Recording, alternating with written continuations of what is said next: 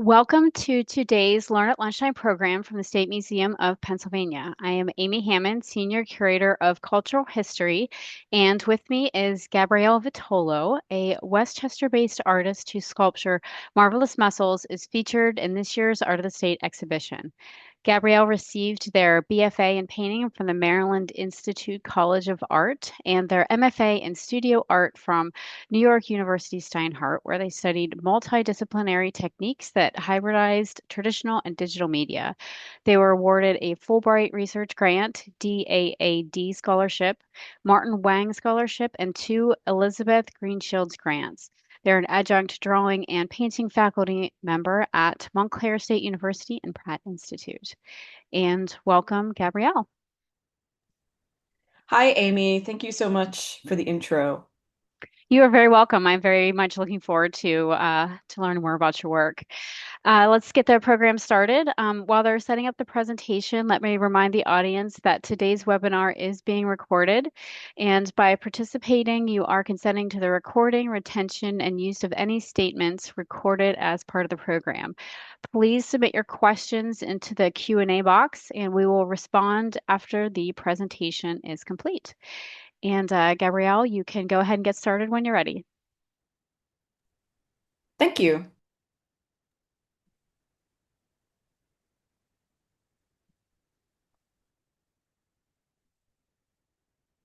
Okay, just pulling up my presentation.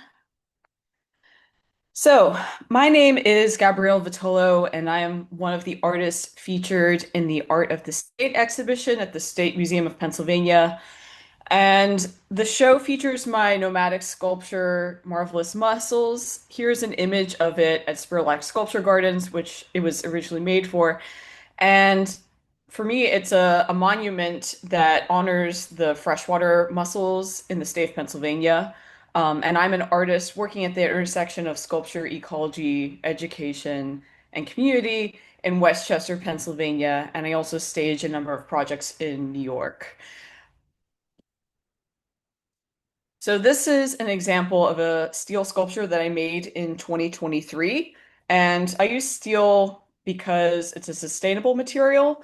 About 90% of all of the steel in the world is recycled. And part of my practice is using all of the material and all of the off-cut pieces. So from that last sculpture, I water jet cut this piece. And it was my first public sculpture to date. And so, in that regard, I want to create zero waste and you implement scrap reuse. Um, and it was a great piece in that it generated a lot of public interaction in a community garden. And it reframed the local living ecosystem so that everyone could see the nature from a new perspective. In my metalworking practice, I do mostly cold metalworking. I do a little bit of tack welding, but through cold metalworking, it's safer for the humans and for the environment. A lot of my practice involves manual bending, um, and there's a physical effort that goes into the making of my works. And I see this as like part of the integrity of the work. A lot of the techniques I use are I get from studying decorative armor at the Met Museum. Um, and so in this regard, there is a level of precision and craftsmanship in the work that I'm making.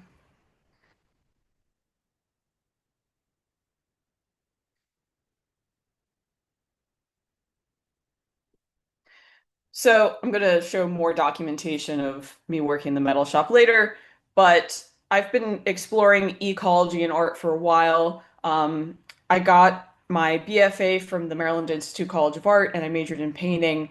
And during this time, I focused on figurative painting, but once I graduated and moved from Baltimore back to the Philadelphia area, I became more interested in focusing on the non-human and creating these hybridized creatures with cross-section elements, kind of like a science textbook. And I was also doing a number of art fabrication projects, including making paintings for Jeff Koons as an art fabricator. And as a result, I became fascinated by this idea of industrialism's impact on nature and myself as an extension of nature. And so you can see in this painting that I made on the left, there's like this grid system that is referential to like this optimized grid system of an urban environment. Um, After I worked as an art fabricator, I received a Fulbright research grant. After that was also after my MFA from NYU. And I moved to Berlin and I became fascinated by, um, you know, Berlin's geological history. This was in part funded by a Fulbright and a DAAD scholarship. Um, so I started researching at first decorative armor, but then my focus shift to something more ecological, specifically Berlin's glacial history and the fact that it's a formal glacial valley. So about 10,000 years ago, um, pieces of ice broke off and melted as this glacier retreated and formed the waterways in Berlin today. So that it has a number of canals and lakes and a lot of nature. And as you can see in the image on the right, this is like a lake that I used to live near when I was living in Berlin. And I became intrigued by this idea of reflecting on the geological history of Berlin and how that could echo like man-made climate change's impact on glaciers today. And so through my Fulbright network, I met someone who was working with geological information systems as part of their research, and they turned me on to glacial flow data. And I was intrigued by how this started to echo elements of abstract expressionism and these kind of flooding gestures or lack of control that connects to concepts of the sublime in nature, something that's both beautiful and terrifying at the same time. And this was like an idea that was developed during German Romanticism. And I was kind of curious about this idea of using technology to contemporary technologies to reinterpret ways of experiencing nature and observing nature. So for my own work, I'm interested in finding patterns in nature and implementing them into new contexts to emphasize our connection to the environment. And this is something that happens quite frequently in different elements of nature. So figure A is a White River Basin in Vermont. But then you can see a similar pattern in adiantum leaf, which is a type of fern leaf, in figure B. And then in figure C, there's a Lichtenberg figure, which is echoed in figures A and B, but it is this phenomenon for branching electric discharge, which you can see in lightning, but also in the nervous system of human beings. And, I'm particularly interested in how there are patterns in human bodies that also happen in nature and that this can symbolize our connection to nature. So here's an example where there's fractals built from paths of least resistance and structural growth, both in a human bone, like in the image on the left, but then also in this cross section of a sea anemone on the right. And so I was making these sculptures and I wanted to continue to create public sculpture opportunities for myself because I want my work to engage with the public and have them rethink our ecological value systems. Um, and there was an open call for a theme of invasive species. And I was thinking about this, and my friend mentioned, "Oh, your sculptures kind of resemble zebra mussels." And so I became fascinated with this origin story and this kind of human nature interconnection and how industrialization transformed our relationship to nature. So it was about 1986, and a number of a number of freshwater mussels were transported on the ballast of ships from the Caspian Sea and Europe to America. Um, and then we started finding these freshwater mussels in Lake St. Clair and other Great Lakes in America around 1988. And as a result, it started to have an impact on the local biodiversity. So it outcompetes native freshwater mussels and it has impacted human infrastructure. Um, so it like will cling to pipes and like docks and ships, etc. However, these freshwater mussels also filter water from pollutants, interestingly. Um, and so I created this 8-inch tall maquette out of flashing aluminum. Um, and using this maquette, I was able to successfully apply for grants and a platform in order to realize this sculpture. And like I said before, I use steel because I see it as a miracle material. It's recycled, making an eco-friendly alternative. Stainless steel in particular, which is what I use for my outdoor sculptures, is corrosion resistant and making it resilient like nature. And basically, I use a technique that I learned from German decorative armor, which is that I create lots of little bends um, with this sheet metal so that is I use less material and it's strengthened by the active bending. So I have less that I have to purchase. I use less material. So this makes it more lightweight and strong. And this makes it ideal for like an outdoor sculpture context. A lot of ecologically driven artists I know who work with wood, thinking that it's like a more eco-friendly alternative, are actually trying to switch to metal or actively switching to metal because it just makes more sense for the application of outdoor sculpture. So I'm also interested in how there is an ecology to the surface of steel. It changes over time, especially when you put it outside and expose it to the elements. So the surface is like a living skin that breathes and oxidizes and changes. And it also functions like a bioaccumulator. So it accumulates elements of the surrounding environment and then releases through these like visual chemical reactions. So in the image on the left, there's a bunch of cutouts from previous projects that I made into tabletops, and I torched them so that it would create this gradient striped effect on the surface. And then the image on the right, that's another piece of scrap metal from a project that I then torched and painted into with intalio acid, um, and kind of created this layered atmospheric effect. And then I primed it with oil ground and painted this image of a German glacier that I found on Google Maps with oil paint. Um, so I see the metal sculptures as these like accumulators of um, of different events, kind of like a horseshoe crab, kind of like a zebra mussel, but then all, humans are also bioaccumulators in that regard. So this was the first time that I exhibited a painted sculpture like that had intricate patterns outdoors.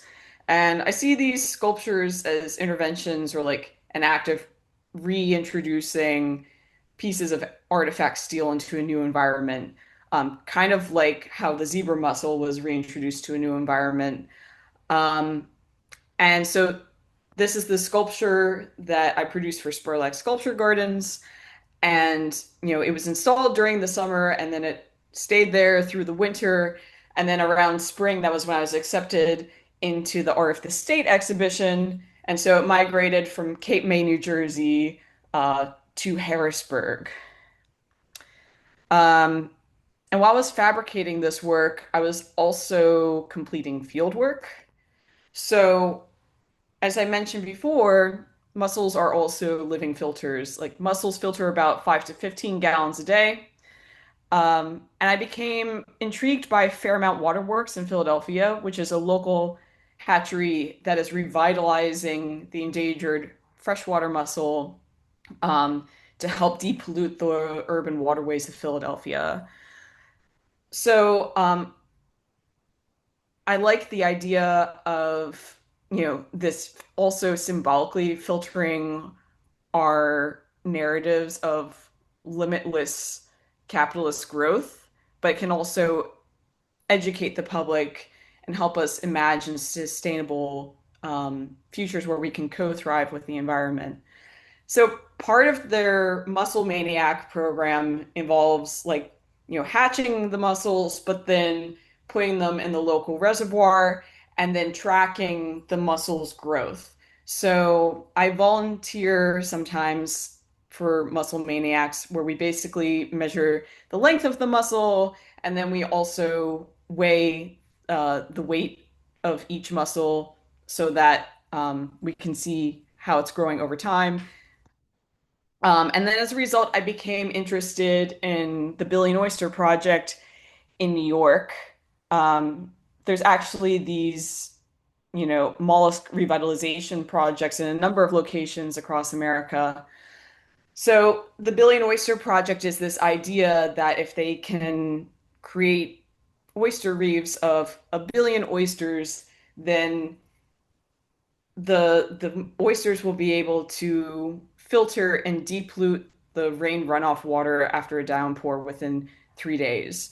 So I participated in this oyster monitoring program in Harlem, where they have a bunch of these cages where they're trying to propagate the oysters, but then the oysters also help cultivate more local biodiversity. And so you can see this check sheet um, tracker on the right that shows examples of different species that it propagates.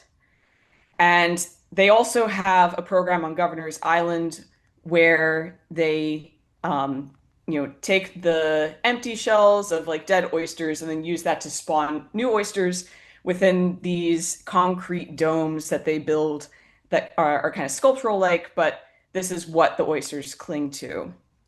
Um, and currently, I'm fascinated by the horseshoe crab. Um, which is actually more closely related to arthropods than to crabs.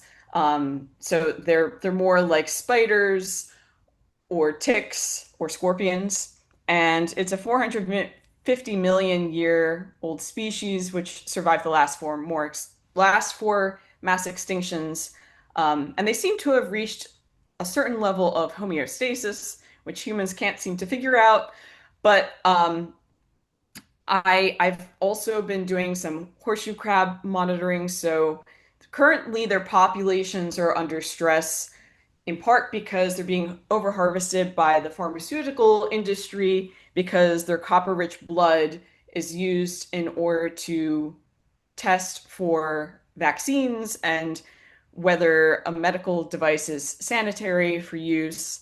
Although there are efforts to develop a synthetic alternative, but right now we are basically draining horseshoe crabs of their blood for human survival.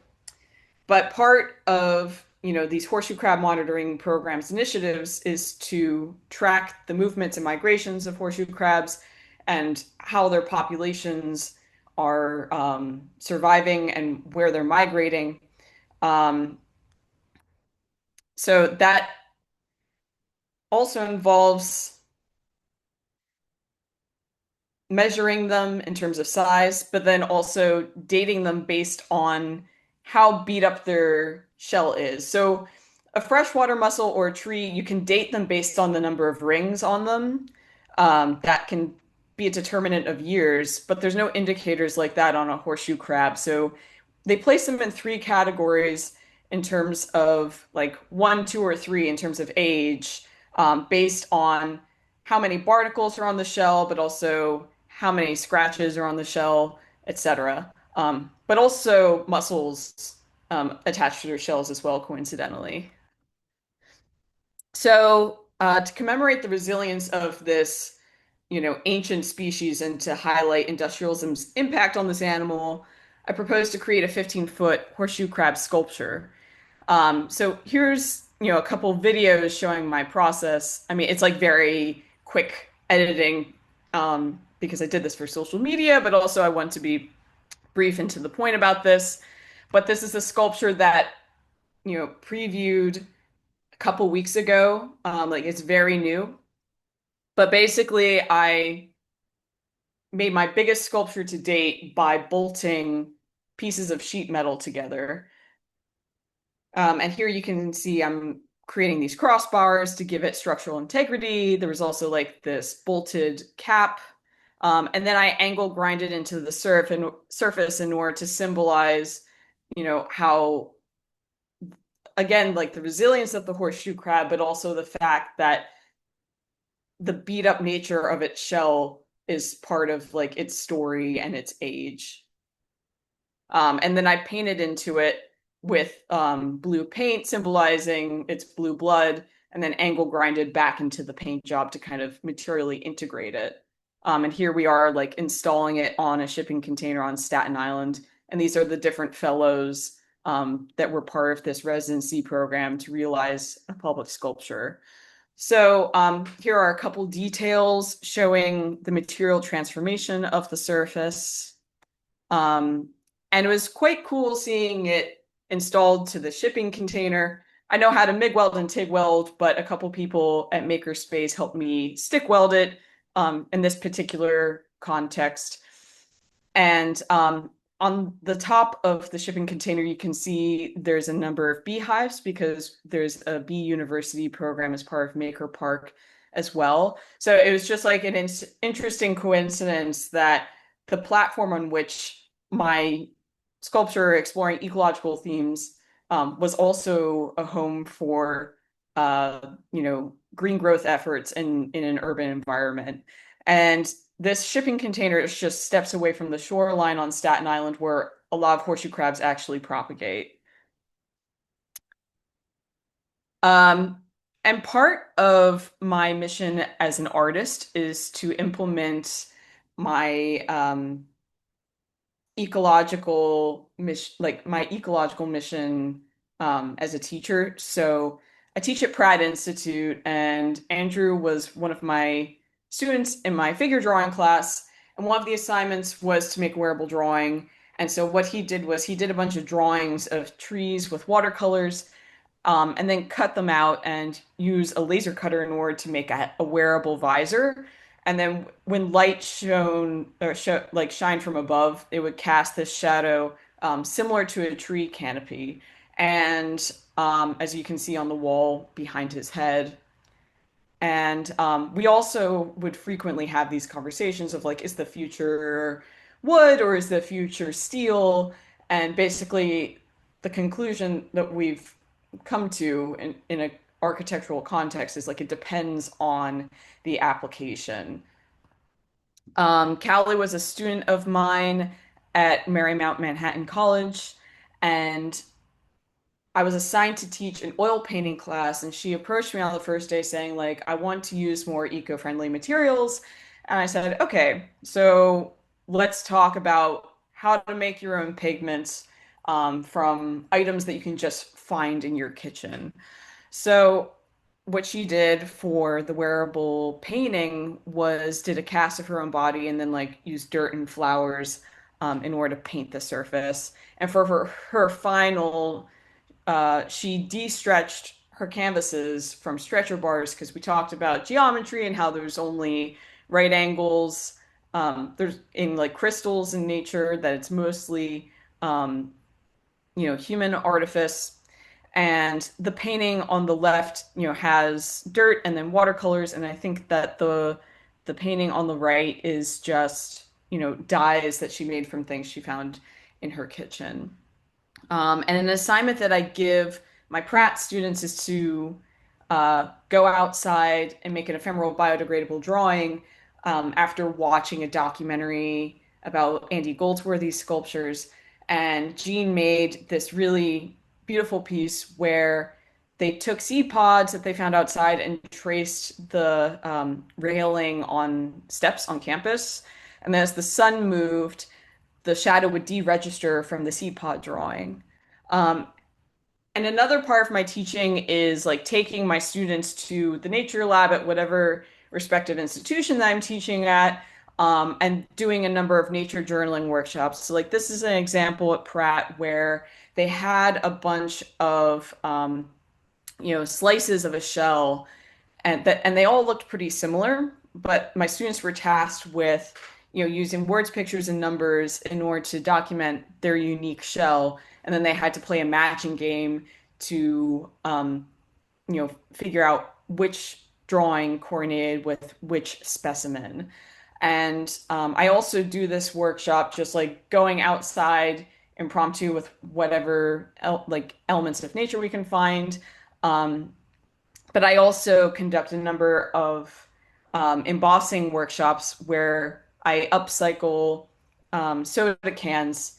And like, I had a bunch of Fulbrighters come to my studio this year, and I taught them to, you know, basically emboss with soda cans that they brought to the workshop. So, um, yeah, that's my presentation, and now I'm open to any questions that you may have.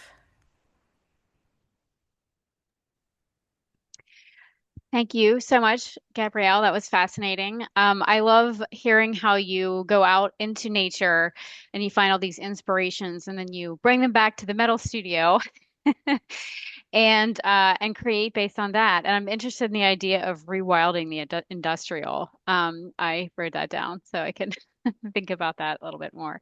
If anyone has any additional questions, please add them to the question and answer box. And we do have one here to start. Will the horseshoe sculpture be moving around? Like, is it animatronic or like is it going to migrate?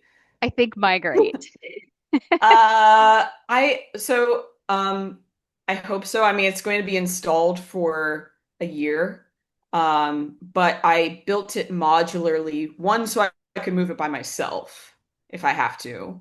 And two, so that it can easily be transported to different locations. I would like to exhibit it in different contexts.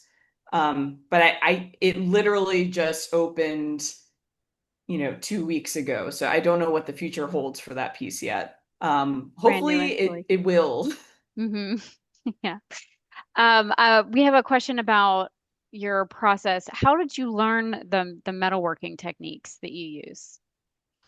Uh, um, it was a weird situation where I was first working with, painting on paper and making those freestanding, and then I translated it to flashing aluminum.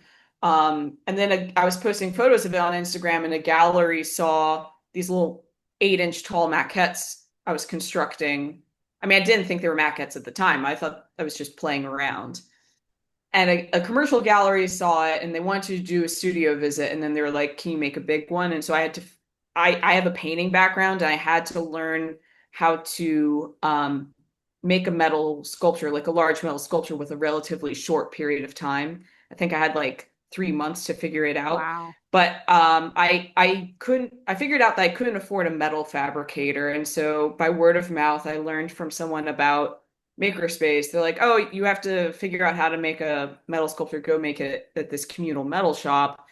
And then I went there and I showed them my maquette, and they're like, okay, you need a brake to bend it, and you need to water jet cut it. And like, there's other tools that I use as well, like filing and band saws in order to make additional cuts. But it's like my palette is like really limited. Um, it's like basically just bending and cutting with these two main tools. And there was like a little bit of welding in there, but this was about 2 years ago. So like this is pretty recent for me, and I'm kind of building on that since then. That leads into a question about your studio space. Could you tell us a little bit about it? It looks very well equipped. It's not a studio, like it's a communal metal shop. It's not my studio. So it's like you pay a membership, and then um you have access to all of the equipment. Like there's a lot of these maker spaces throughout different cities. Like there's Next Fab in Philadelphia, for example. Um, I'm not sure if Harrisburg has one, but It could be that there is one through a local university. It's a great resource. Yeah. Great resource I mean, for. maintaining equipment is like so much money and a lot of time that it kind of makes sense to have a communal space that we all share. Because like some of this equipment is like, tens of thousands of dollars. Um, how did you decide where to position the mussel shells? I think that's referring to the base. How did you decide where to install them? Yeah. I was given an opportunity I was presented an opportunity to install them at Spurlack Sculpture Gardens, which is actually in proximity to a saltwater marsh, which was pretty cool. And it's not that far from Cape May Beach. But in terms of like the actual arrangement of them, it wasn't like I was copying my maquette. It's kind of like I arrive at the site and then that kind of determines like different elements of the site, like the position of the sun, how much space I have to work with. That all determines the arrangement in which I position the works. So it's in a different arrangement, um, when it's outdoors at different locations as opposed to at the museum. Because that I had some cabinet makers build a plinth, and then that was a different arrangement, like slightly. So it's kind of like painting on site in that regard, in that like it is in part improvised and in response to the environment. So like I like the idea that it can take on different iterations depending on its context. That's a great way to segue into our next question. Um, how does the installation of the sculpture change depending on the environment? And I think this is more referring to kind of inside versus outside. The shadows that they cast are different. Um, like there's elements like it's positioning to the sun, whereas like when I was installing at the State Museum, I think that we had more control over the lighting in that regard because the lighting's pretty static. I think what I was thinking about more was, I mean, this is also kind of a collaboration on our part. Like you were thinking about my work's positioning in relation to the other artworks around, which was really interesting. Like there were other metal works that were painted, that had a graphic quality, and so they were in conversation with one another. I think I was thinking more of the plinth's positioning in relation to the architecture of the building and how I didn't want that to be static. I wanted it to be more dynamic and more on an angle in relation to those right angles. So it's like responding to natural elements versus responding to like the architecture of the building, like things that are man-made versus things that are related to nature. But also when I installed it outside, it's like you're using different hardware. Like when I installed it outside, I took rebar and sharpened the end of the rebar and tack welded big washer, or not tack weld. Yeah, tack welded big washers to it to make stakes. And that's what helped hold it into the ground. Whereas like with the State Museum, I was like drilling bolts into the plinth. So I know this is like very technical, but It's interesting. I'm kind of reiterating that like I'm a huge nerd and that like I have to figure out a lot of this stuff myself and I like build a lot of my own stuff. It's So, amazing you've been able to learn all these techniques in such a short period of time too. yeah, I mean, it's because I like making art and I like learning, which is why I probably became a teacher. So, and I like challenges. And I like the experience of having a job where it's something new every day. It's quite exciting, you know. That's great. And you get to share that excitement with your students, which is, Yeah. Yeah, I think a few of them are actually tuning in right now. oh, great. Oh, wonderful. Yeah. We have a question here. Have you ever sold, auction, or donated a work to fundraise for an ecological conservation project? I mean, I think that would be really exciting. Um, I so far I've only done two pieces that are like very overtly ecologically driven. Like in the beginning, it was like I was inspired by elements of nature, but I was like trying to figure out how to make a metal sculpture. But now it's like I'm like a lot more deliberate in terms of the ecological themes in my work. Um, if you can recommend any platforms for donating funds to different like environmental initiatives, like I'm open to it. Um, That sounds great. I'll let you know if any come through the chat box or the Q&A box. And I love the idea of you that you've kind of mastered metalworking now. Um, no, far from it. I'm far from it. It's like such a huge world. Like you can go so deep with it. Like I'm just getting started, so I don't feel like I've mastered it at all. If I don't know if it's possible to master any medium, that's but true. That's very true. yeah. We've one more technical question here. Someone's interested in your paint. What kind of paint do you use, and do you worry about how it will change when it's outside?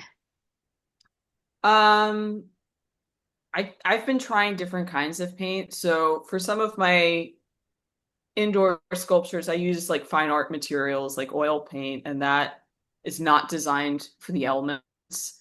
For my outdoor sculptures, it's like I see it as like a constant development. So I use automotive paint. Like I first started with lacquer paint for my outdoor sculptures, for my first outdoor sculpture, but now I'm switching to a different kind of Rust-Oleum paint that is a primer and paint in one, and then you don't have to do a top coat. So then I have to do less painting essentially. Um, so yeah, I mean it's mostly just stuff that you can find at Home Depot. It's accessible. That is, Yeah. that's good to know. We Yeah, have but a, it's like oh, pardon. But Go it's ahead. like a constant like work in progress and like a constant evolution in terms of like finding materials that have like less environmental impact. It's like a constant work in progress for me. We have a question that kind of goes back to the mussels. Did your experience with the mussel hatchery change the way you view them? And if so, how? How did it change? Um, well, just like talking to the volunteers gave me a lot of information in terms of their behavior, and how you can date them, how there's like visual patterns. And this is not just with the freshwater mussels, but also with the horseshoe crabs, like just by talking to people who work for these programs, it kind of enriches the narrative for my sculptures and like gives me ideas for how to develop the surfaces. Um, and also the experience of like touching and feeling the textures and the forms of these creatures gives me ideas for ways to develop my own sculptures. I think it could also be interesting if I could figure out a way to, help nature propagate on the sculptures. But again, it's like I have like, you know, 10,000 ideas that like often come from these volunteer programs that I participate in. Um, yeah, I'm not sure if I Lots of answered the possibilities, question clearly. lots of things Hmm? that, Yeah, lots like of I get new opportunities. ideas. Yeah, I get ideas of like, are there elements of, you know, the creature's behavior that I could implement into the sculpture's presentation in the future? Um, like I watch like the animals' behavior and actions that happen to them, and then I, brainstorm ways in which I could materially actualize that onto the surface of the sculptures. Because it's like abstraction, like I don't see my works as abstract, but lots of other people interpret my work as abstract. But these like little stories and events are ways of kind of inviting people into my art. So, because like I understand abstract art as like a series of events and actions that happen on surface. And then so as an artist, I feel that my role is to educate people on, how I develop my abstract work, but then also how it relates to environmental events. Yeah, that's so interesting. We Yeah, have a question here. Um, in the sculpture of the mussels at the beginning, how important is the placement? It looks like there are reflective qualities. And you did talk a little bit about the light, and how it relates to the light. Is there something else about the reflective qualities that plays in? it's interesting. I mean, I my sculptures are like not that reflective. People think that they're reflective when they see a photo of it because it's in proximity to a lot of green, and so they think the green is like the surrounding green. But if you see it in winter with the snow, it's like it's actually a paint job that is inspired by like the greenish colors in the freshwater mussels. Like I give my sculptures a brush finish and then I paint on them. I guess there's like subtle reflections, but I'm interested in this idea of creating physical objects that like challenge people's perceptions of space, light, and form, and then just like just causing people to pause and think and reflect and maybe read the text and like think about um their surrounding environment, this like strange instance of something very industrialized plopped into the middle of something natural, and just like kind of prompting further investigation in that regard. So that was in part how I got interested in metalworking and putting it in a public context, is like prompting the viewer to question their perceptions. Um, did I answer the question? Yes, yes, I Do you think you think? did. Okay, And I think yeah. you actually answered another question that came up was about how you prepare the steel and how long do you think the paint will hold? Yeah, I mean, I did a top coat for the one that is in the museum, so I think it will last for a while. I mean, I don't actually know how long the paint job will last, but if it changes, I think that's just part of the history of the piece. Like I talked about this idea of the ecology of steel, and the steel is like a living surface. And if the paint job changes, I think that's just part of the history of the piece.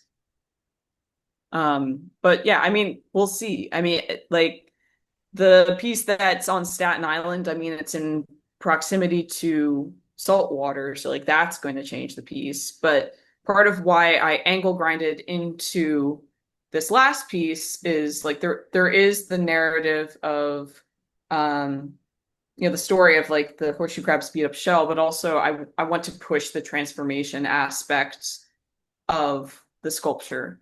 And like I want to be like a living work in progress. So like maybe I will go back into it and paint it again. Maybe I'll angle grind it again.